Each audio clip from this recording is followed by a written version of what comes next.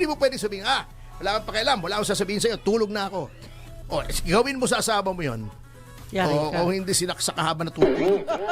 Ginigitan ka na para lang may idea yung mga taong walang background sa batas. Ayun. Katulad ni Claire Castro. Nasasabihin niya, executive privilege, hindi pwedeng sagutin kahit ano. Hindi po ganon. At hindi porket in executive privilege, sasabihin mo, hindi na pupunta yan. That is not the correct invocation. At hindi para sa executive secretary ang sasabihin sa Senado. Ang dami nilang sinabi, tama na yon. Wala na silang pwedeng sabihin. Hindi po saklaw ng executive secretary. You cannot substitute your wisdom and judgment for that of the legislature. Kaya nga may separation of powers. Bilang isang small-time na lawyer. Yung inilatag na mga pamantayan ng kataas-taasang hukuman ng Tagalog. Ano? Kung kailan pwedeng mag-apply yung executive privilege. Okay. Tignan natin kung pasok. Kasi ang nangyari, hindi sila sumipot. Opo. Yun pa lamang, mali na po. Kasi nilagay dito, hindi pwedeng sabihin na hindi na sila sisipot. Ayun. Dapat sumipot sila, sinasabi nga rito Yung desisyon sa NERI, hindi pinagbabawal na ipatawag na muli. Yan. Ngunit, kailangan, pag may mga tanong, specific na tanong, doon i-invoke ang executive privilege. Pero attorney, medyo bumaba ang level ng aking pagkakaintindi, no? Tungkol dun sa decision ni ni speaker. Oo nga Nasana, paano yun? Yung mga ibang senador. Teka, tingnan muna natin. Yun bang tinatanong ni Manang Amy tungkol sa pag-aresto kay Pangulong Duterte ito ay may koneksyon, may kaugnayan sa negosasyon sa pagitan ng Republika ng Pilipinas at isang pamahalaan, isang state o isang estado o ibang bansa? Unang-una, wala po. Ito ba ay tungkol sa isang treaty o tratado? Hindi tarantado iba naman yun. Tratado sa pagitan ng Pilipinas o ng ibang bansa? Hindi po. Bakit? Ito po ay tungkol sa dalawang bagay ang kanilang sinasabi. Ano po yun? Sinasabi nila yung ICC. Wala na po tayong treaty dahil umalis na tayo sa Rome Statute.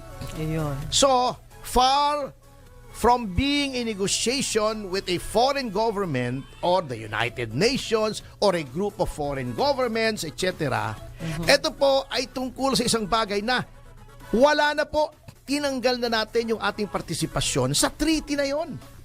So, hindi tayo pwedeng makipag-usap doon sa foreign government o sa ICC o kung sino pa mang Poncio Pilato na sabihin natin ito ay tungkol sa treaty. Wala po yon. Hindi po treaty yan. Wala po ito tungkol sa treaty. Wala pong involved dito na foreign power na may embarrass tayo kasi pagka ikaw ay mayroong pag-uusap sa isang foreign power, it has to be with respect to policy making ng Pangulo. Okay.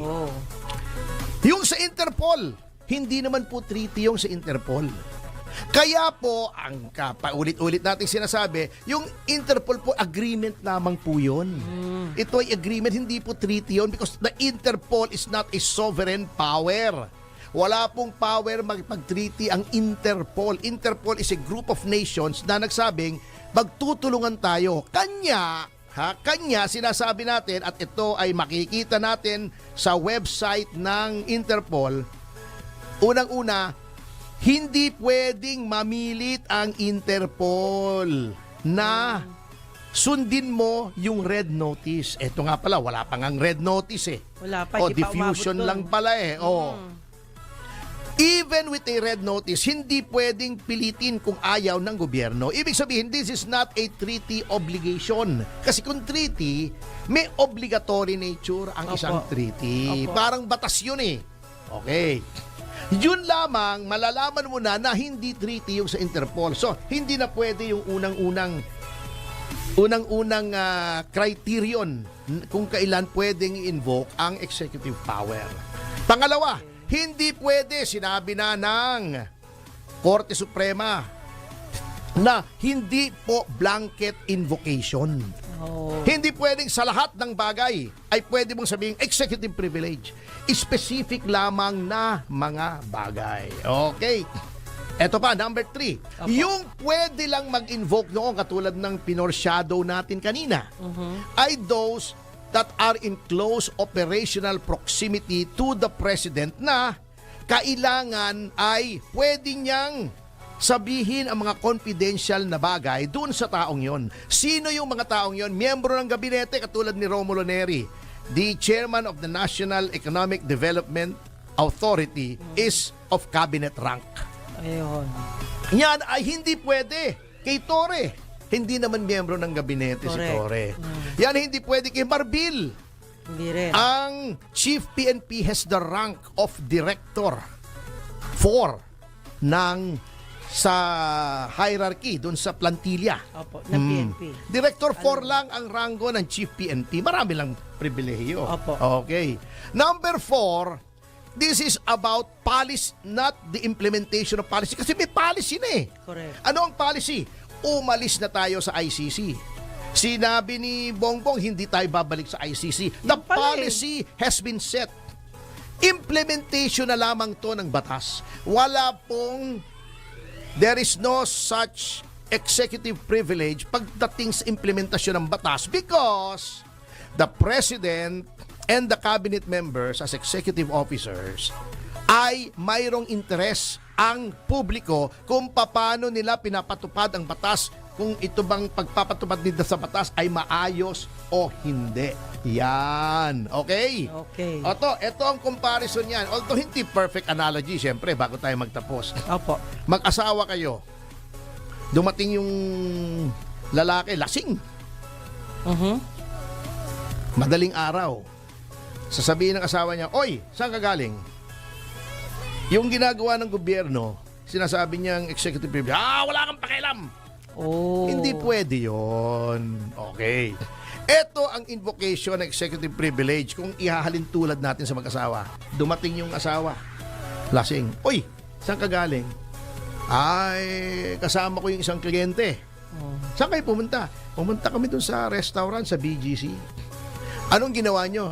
"Nag-inuman kami habang dinidiscuss yung kaso." Okay. Anong diniscuss nyo tungkol sa kaso? Hindi na kita pwedeng sagutin dyan kasi may lawyer-client confidentiality na yan. Yun ang tamang invocation ng executive privilege. Hindi mo pwedeng sabihin, wala kang pakialam, wala akong sasabihin sa'yo, tulog na ako. Gawin mo sa asawa mo yun. Yari ka. O hindi sinaksak ka habang natutulog. Ginigitan ka na o pinutulan ka. Ng pribilehyo. Bilang asawa. Yun po ang halimbawa niyan. Yan ang ginawa nung Neri. Kung isi-simplify natin. Of course, that is an oversimplification. Pero para lang may idea yung mga taong walang background sa batas. Ayun. Katulad ni Claire Castro. Nasasabihin niya, executive privilege, hindi pwedeng sagutin kahit ano. Hindi po ganon. Yan po ang halintulad yung, wala kang pakialam kung anong ginawa ko. Or, sinagot mo, saan ka pumunta, sa BGC, anong ginawa mo, kumain kami, uminom kami, sinong kasama mo, kliyente, anong pinag-usapan nyo, confidential na yon. May tamang Ganun po. paliwanag. At, hindi porket in executive privilege, sasabihin mo, hindi na pupunta yan. That is not the correct invocation. At hindi para sa executive secretary ang sasabihin sa Senado. Ang dami nilang sinabi, tama na yon. Wala na silang pwedeng sabihin. Hindi po saklaw ng executive secretary. You cannot substitute your wisdom and judgment for that of the legislature. Kaya nga may separation of powers. Yun po yun. Ang daming na-violate kung gano'n. Oo, ano naman is sa aking hamak na pagkaunawa sa batas. Ganun nga po yun. So yun ang nangyari. So dapat yan. At saka siyempre tama si Manang Aimee. Ba't ayaw nyo sumipot? Tinatago kayo? Oo, di ba? Pangit yung optics. Aray ko. Oo. Sakit yun. Kung meron naman talaga executive privilege, but the manner by which you invoke is na hindi na sila dadalo. I-snub na namin. Hindi na kami pupunta. Eh, bakit yung kwan ko pag hindi pupunta? Dati sa Senado, hindi pupunta si Neri, Nakukulong hindi agad. pupunta mga cabinet members. Pinapa-aresto. Pinaparesto. Kung tingin nyo, wala sa lugar, sumunod kayo. Kasi, iniinsulto nyo naman yung co-equal Oo. department eh. Pero kung meron kayo misgiving, katulad ni Neri, pumunta siya sa hukuman, hindi para ang executive secretary o ang presidente magsabing, executive privilege yan, di na kami magsasalita. Di pwede yun. Oh. Kabastusan yon, kalapastanganan yon sa saligang batas at kayabangan yon. That is the height of arrogance. Anyway, oo. Sa notang Ikaw ba yung nagpapahiring? Hindi naman, di ba? Pero alam nyo naman, di ba? Kuro-kuro, haka-haka. Kayo rin naman na nagsasabi lagi na kung gusto may paraan, pag ayaw may dahilan.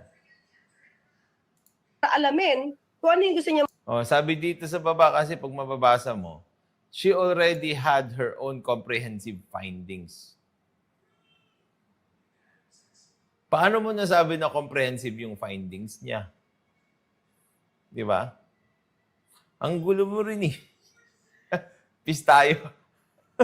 Pero magulo naman talaga. Di ba? Ang pinaka-obvious lang naman doon kasi, ayaw nyo ma-confront yung mga tauhan ng ika. Lumalabas na sinungaling sila. Alam nyo kasi mga kamatas natin, ang nagawa, magkaroon ng isang chorus na kasinungalingan. Okay? Ano yon? Yung parang kakanta kayo ng sabay-sabay, tapos magsisinungaling kayo, for sure, iba-iba yung lyrics nyo. Pagkasinungalingan yan. Bakit? Kasi nga, alam nyo mga kabatas natin, just like in cross-examinations, in court, ang dahilan kung bakit pwede mong i-exclude. Okay? Ang dahilan kung bakit pwede mong i-exclude o wag papanoorin yung mga ibang witnesses doon sa mga ibang witnesses. So, ang gagawin mo dyan, no? Pag mag-start na yung hearing, tapos may uupong witness yung isa, no? Yung kalaban mo, magtatanong ka sa Your Honor, if there are any other witnesses before this honorable court that is present now. Ganon. Pag sa tatanungin ngayon ng judge yan, tatanungin niya, sabi niya, counsel, do you have any witnesses here that you haven't presented yet? Tapos pag sinabi niya, meron. So ang sasabihin mo naman ngayon, Your Honor, may I ask for the exclusion of the said witnesses? Papayag 100% yung judge dyan. Paalisin niya yung mga yon. O exclude the witnesses. Escort them out. Palalabasin para hindi nila marinig yung cross-examination na gagawin mo. Tapos, hindi nila makita kung paano ka mag-cross-examine. Bakit? Kasi nga, mga kapatid natin, para hindi magkopyahan. Ang problema dito, sa Senate hearing, kung bakit mahirap magsinungaling kapag hindi talaga tama yung sinasabi nyo, pwede kang ng kasama mo agad-agad. Hindi kayo makakapag-diskarte.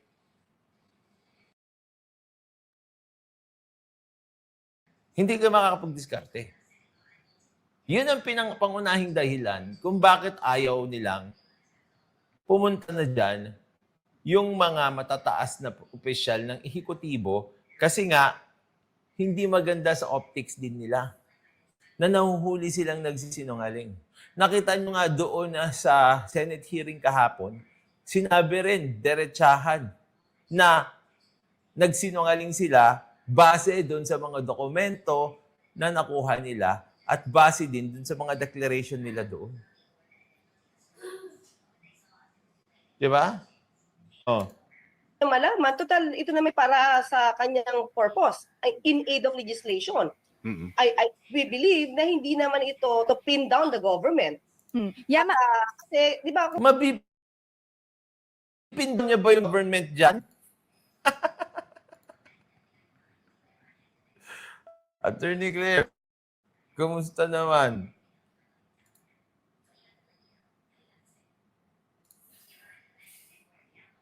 Kamusta naman yun? Seryoso ba yun?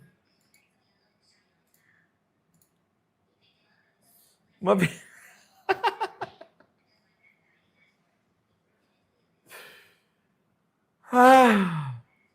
Tapos, please stop saying, no? kung marami naman siya Stop saying na parang if people are actually doing investigations against certain people who are working for the government, you are not pinning down the government there. You are asking for accountability, transparency.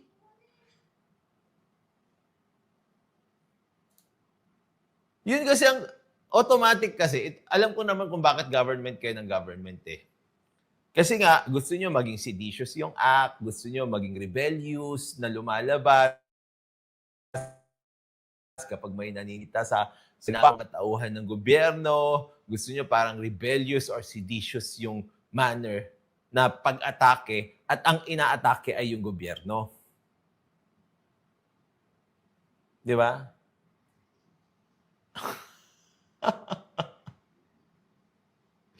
Well, siguro makakalusot yan dun sa mga ka-clear. Pero sa mga kabatas natin, hindi naman. Katawa-tawa yan. Okay? Katawa-tawa yan. ebidensya na Apo, Oh. the palace, Pag may ebidensya na nakuha,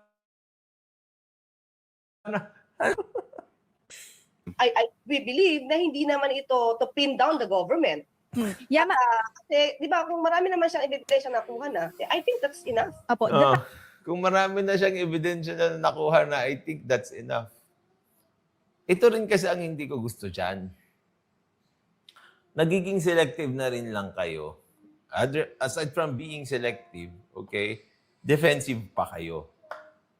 Dahil dyan, hindi maganda tuloy yung nagiging itsura ninyo sa pagsasabi ng mga ganyang klaseng salita. Tapos, isa pa, bakit hindi natin bigyan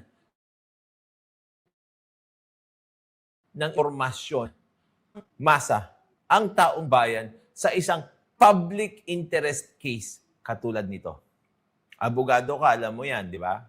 Ngayon, tignan nyo, yung Supreme Court mismo ang nagsabi. Katulad ng PhilHealth, ito ay isang public interest. Ino-oral arguments, kaya sinasa publiko yung mga pleadings o papeles.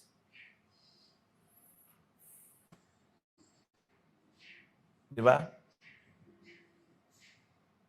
Yung punto na lang na nagkaiba, ikaw, ang Executive Department, at ang Supreme Court tungkol sa classification. Kasi sa inyo, puro classified eh. Puro, well, alam ko dahilan nyo, security, executive privilege, sub judice. Di ba? Samantalang, ang Korte Suprema, oral arguments, nandyan. Pleadings, documents, nandyan. So siguro sasabihin mo na naman, separation of powers. Kasi may separation of powers yan eh. Kanya-kanya yan eh. Pero tignan mo, Supreme Court na yon. Di ba ultimately, Supreme Court pa rin ang magdi-decide yan? Kung executive privilege yan, Supreme Court pa rin ang magdi-decide yan ultimately. Di ba? If that involves national interest, Supreme Court pa rin ang magdi-decide yan ultimately. Di ba? Yun ang hindi ko maintindihan. Kaya naman bumababa yung ratings. Yung trust rating. Hindi lang sa mga individual na tao, kundi pati sa mga ahensya. Dahil sa ganyan, transparency is very important in public service.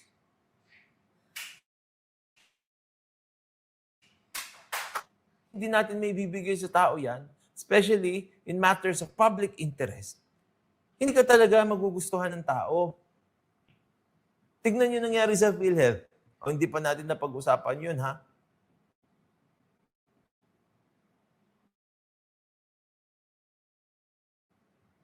Oh.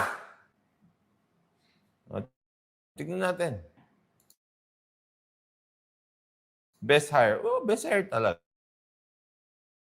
Ulit-ulit na sa pero once na lumabas yung Naniniwala ang palasyo. Paulit-ulit na hindi na kailangan ng dagdag. Joke talaga. subpoena, it needs to abide by it. Gaano po kasigurado or masasabi niyo po ba that the palace will block the subpoena if that's even possible? Hindi po namin mabablock. Ah. Tama. Tama. Kaya ang binablock niyo yung information.